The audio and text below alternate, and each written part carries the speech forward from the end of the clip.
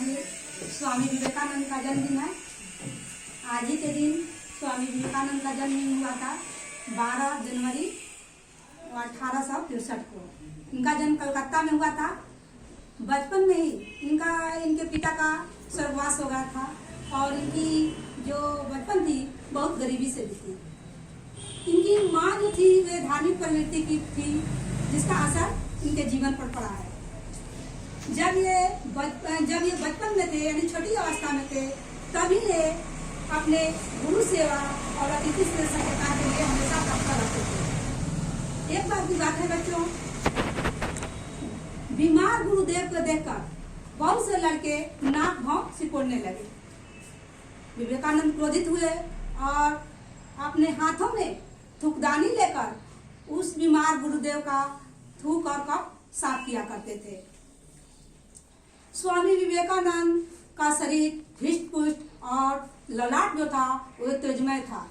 वे 25 वर्ष की अवस्था में ही सन्यासी का रूप धारण कर लिए और गेरुआ वस्त्र पहनने लगे। इसीलिए हम यह आज का दिन युवा दिवस के रूप में मनाते हैं। स्वामी विवेकानंद अपने धर्म के प्रसार और प्रचार के लिए बहुत देशों का भ्रमण किए। एक और उन्होंने नारियों, बच्चों और बूढ़ों को मदद किए, उत्थान किए, तो दूसरी ओर युवाओं का प्रेरणा स्रोत रहे। वे युवाओं को आत्मबल देते थे, आत्मबल को जगाते थे और कहते थे, उठो, जागो और तब तक नहीं रुको जब तक कि लक्ष्य की प्राप्ति नहीं हो जाए। यानी जब तक तुम्हारे लक्ष्य की प्राप्ति नहीं हो जाए तब तक तुम संघर्ष करते रहो, अपने कठिन मार्ग पर भी चलते रहो और संघर्ष करके लक्ष्य को प्राप्त कर दो। एक बात बात है बच्चों, अमेरिका के शिकागो में 11 सितंबर 1893 में विश्व हिंदू परिषद का आयोजन किया गया। भारत के प्रतिनिधित्व के रूप में विवेकानंद जाते हैं। जाने में थोड़ा देर होती है उनको, ठीक, जाने में थोड़ा देर इनको 0 वैल्यू दिया जाने लगा। वहाँ पर 0 वैल्यू दिया जाने लगा। ऐसे भी यूरोप और अमेरिका के लोग नहीं चाहते थे कि भारत के कोई यहाँ आकर यहाँ बोले, क्योंकि भारत उस समय पराधीन था, गुलाम था। तो वहाँ के लोग ये नहीं चाहते थे कि कोई आकर यहाँ बोले। फिर विवेकानंद जाते हैं वहाँ पर और जैसे ही उन्होंने सभा में अमेरिका के भाई एवं बहनों से संबोधित करते हैं, जो जा भी रहे थे वो आकर वहां बैठ जाते हैं। उनका वाणी इतना मधुर था कि सभी लोग मंत्रमुग्ध हो गए। वहीं पर उन्होंने कहा कि ईश्वर निराकार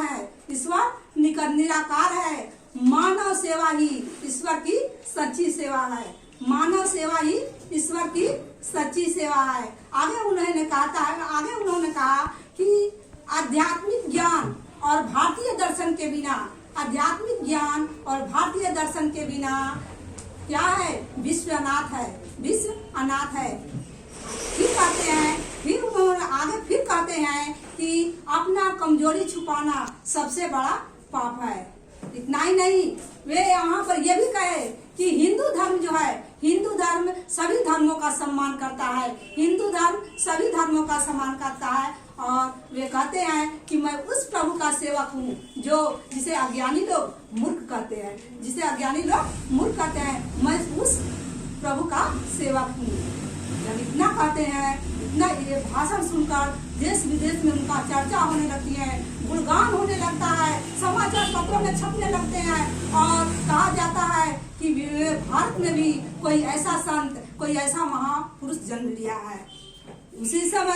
ठीक उसी समय अमेरिकी विदुषी नेविका जी जो थी, वे उनका भाषण सुनी और उनका शिष्या बन जाती है। भारत आकर आजीवन क्या करती है, सेवा करती है।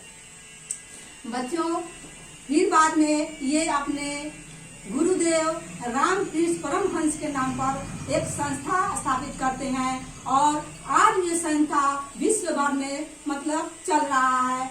और अंत में वे बेलूर मठ आते हैं और उनका देहावसान 4 जुलाई 1902 में हो जाती है।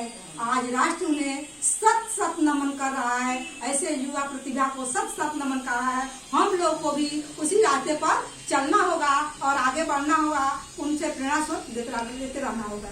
धन्यवाद बच्चों।